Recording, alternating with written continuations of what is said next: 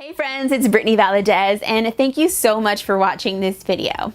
Now, if you're watching this video, you're probably a fan of Cole and Sav. Yeah, Cole and Savannah Labrant, and here's their new book, Cole and Sav, Our Surprising Love Story. If you like this video, please give it a thumbs up and subscribe. Spoiler alert, if you have not read the book, don't watch this video. Unless, of course, you like learning about the book and finding out what's inside before you decide you want to buy the book. So I'm just letting you know that a lot of things that are in the book are going to be talked about in this video. Okay, this video is actually connected to another video that I will link at the end of this video and in below in the description box. You can check that video out as well. But let's get into this particular one. We're going to talk about some really adorable and cute and inspiring, and I love it all, things that we learned about dating in Cole and Sav, Our Surprising Love Story. Now, the first thing we learned is don't set yourself up for failure.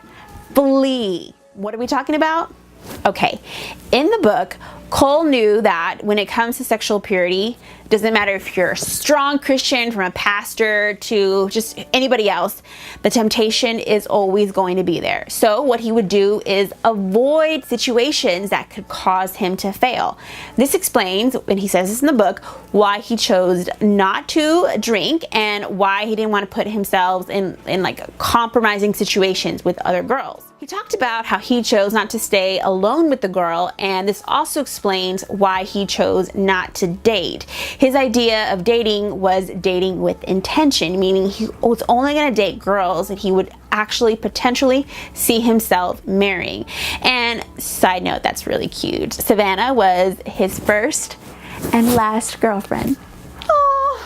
Now, the next thing he mentions in the book is to have someone hold you accountable. Yes, you guys, an accountability partner is key. Now, accountability partner is someone who has a strong relationship with God and who you've agreed that you're going to tell everything to. You're going to tell this person what's going on in your mind, how you're feeling, etc., because you want them to hold you accountable in your walk with Christ. Now, an accountability partner is a two-way street, usually. If you have a friend, maybe they want you to be their accountability partner as well, so you guys can both counsel each other on what is right with the Lord. Now, you got to remember, when you have an accountability partner, their job is to also tell you when you're not doing so well. Don't get mad at them. Don't say, don't judge me. No, that's their job. They're not there to say you're going to hell. No, they're there to tell you, hey, brother, sister, you're slipping. Okay, we have to honor the Lord. Let's work out what we're going to do to get you back on track. That's their job, because they don't want you to fall farther.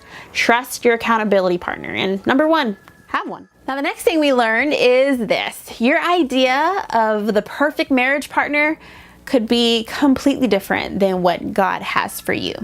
Cole learned this when he married Savannah.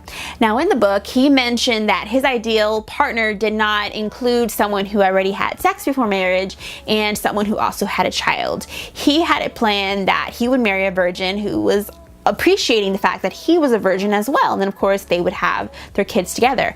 But as he grew in his relationship and his maturity, he realized, you know, we all have past, and God forgives us of our past when we sincerely ask him. And as it turns out, their relationship was probably one of the most beautiful ones that I have seen. You know, I don't know them personally, but from what I read from the book and how I see them on social media, I think that they're really inspiring. So don't ever think that because someone has a past that you automatically have to write them off. You got to see how they're acting now and how the relationship with God is at the moment and how they could potentially grow.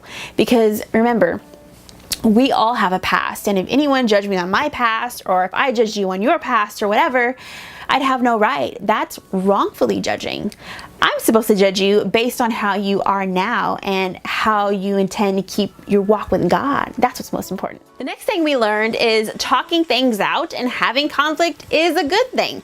All right, so you guys know that in any part of your life, you're gonna have conflict with other people. It's just human nature. When you get married, you're with a person and you guys are not always gonna agree on everything. But if you can figure out the kind of conflict, if you can figure out how to resolve conflict conflict now. That's going to help you decide who you want to marry in the long run, and if the person you're with now is the one that you could possibly see yourself marrying in the future. All right, you know that conflict is going to happen. It's inevitable, but it's about how you resolve that conflict that is important. Yelling, screaming, cursing at each other, putting each other on blast online, that's just not a healthy relationship, and that's not very mature. So remember this, if you're in a conflict with a person that you're dating right now, try to talk with that person, talk it out, have an adult conversation, try to see the other person's point of view and see if you can come somewhere to some sort of an agreement. Also realize that there's some things that you're not going to agree with, and if it's a small issue, then just kind of like think, hey, is it really worth it? I really love this person. Now, if it's a bigger issue, that's something that, you know, for example, they aren't saved and they don't want to get to know Christ, first of all, you shouldn't be dating them. But I know we've all dated people that we shouldn't have. That's a big issue. If they're not a Christian and they don't see themselves coming to Christ, that's where you would need to end the relationship. But if it's something where, you know, he always wants to go to a Chinese restaurant and you insist on pizza, totally get over that. Everyone has different tastes. Pizza's better, but I'm just saying. I want to read you guys one last quote that I found very beautiful in this entire book. Now, even though this is being used as Cole's relationship towards everleigh, you know, his stepdaughter, this can be used for any of us. If you're searching for a future spouse or boyfriend, girlfriend, you can take this apart and it can kind of show you the kind of guy that you would want to date or marry. If you're a guy looking for a girl, just switch the pronouns in here and you get it. All right, he says, "My job is to show her, everleigh, how a man treats a woman, how a husband loves a wife, how a godly father loves and sacrifices for his children, and just how a godly person loves other people every day." Now, if you have a guy who is saying, you know, my job is to show a woman, a girlfriend, a daughter, how a man treats a woman, how a husband is supposed to love his wife, etc., then you know that he's not just thinking about himself. He's thinking about his potential family one day. He's also thinking like a godly person. If he's thinking about his future and not just thinking about the moment, then you know he's preparing himself for his future. And if a person is preparing themselves for their future, they're trying to get their qualities in line right now so that when those times do come that they are going to have to be a spouse or a parent to someone else, they'll already have that mature, godly mindset. That's the kind of godly person that you should be going after. Thank you so much for watching this video. If you like it, please give it a thumbs up and subscribe. Also, make sure to hit the notification bell. That lets you know when I upload a new video, so you will always be in the loop of the new content that I'm posting on this channel.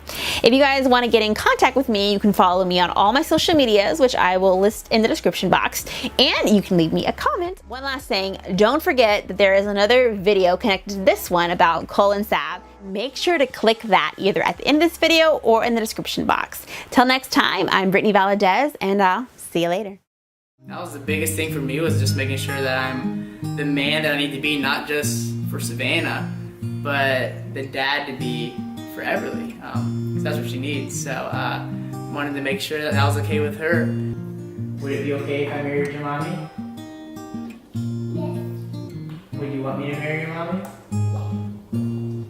You know that if I married your mommy, that would mean that I get to be your daddy too. Is that okay? Yeah. Yeah?